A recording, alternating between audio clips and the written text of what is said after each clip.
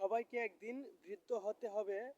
এই শরীরের শক্তি থাকবে না, এই যৌবন থাকবে না, শরীরের চামড়া টান থাকবে না, লুজ হয়ে যাবে, শক্তি কমে আসবে, শরীর দুর্বল হবে। এটাই বাস্তবতা। তো এই কথাটা কি জন্য বললাম? তো দেখেন, হয়তোবা প্রত্যেকের পরিবারে দাদা, দাদি, মা, বাবা, বড় ভাই, বড় বোন রয়েছে। যখন তাদের বয়স হয়ে যায়, তখন দেখবেন পরিবারের অন্য লোকগুলা তাকে এড়িয়ে চলে। বিছানায় শুয়ে সেই বৃদ্ধ মা বাবা ডাকাডাকি করতেছে, কান্নাকান্দি করতেছে, তারপরেও কেউ কোনো সাড়া শব্দ দিচ্ছে না।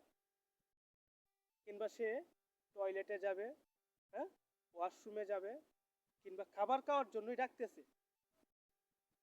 তার মনটাও তো অনেক কিছু চায়। মানুষ যখন বৃদ্ধ হয় তখন ছোট বাচ্চারার মতন হয়ে যায়, মন মানসিকতা, আচার আচরণ, তখন অনেক কিছু খেতে মন চায়। তো এতগুলা মা বাবা ডাকার পরেও সন্তান সাড়া দিচ্ছে না, হ্যাঁ, নাতিরা সাড়া দিচ্ছে না। ভাই, একদিন আপনিও বয়স হবে তখন আপনি সেদিন এগুলো রিয়েলাইজ করতে পারবেন। এই জন্য সকলের কাছে অনুরোধ থাকবে, নিজের মা বাবা, দাদা দাদি, বড় ভাই বোনদের প্রতি স্নেহ করবেন, সম্মান করবেন, তাদের সেবা যত্ন করবেন বৃদ্ধকালে। এক সময় আসবে আপনাকেও আপনার সন্তানাদিরা, হ্যাঁ, আপনার ছোট ভাইয়েরা সেইগুলাই সেবায় দিয়ে থাকবে। তো এটাই তুলে ধরার চেষ্টা করলাম।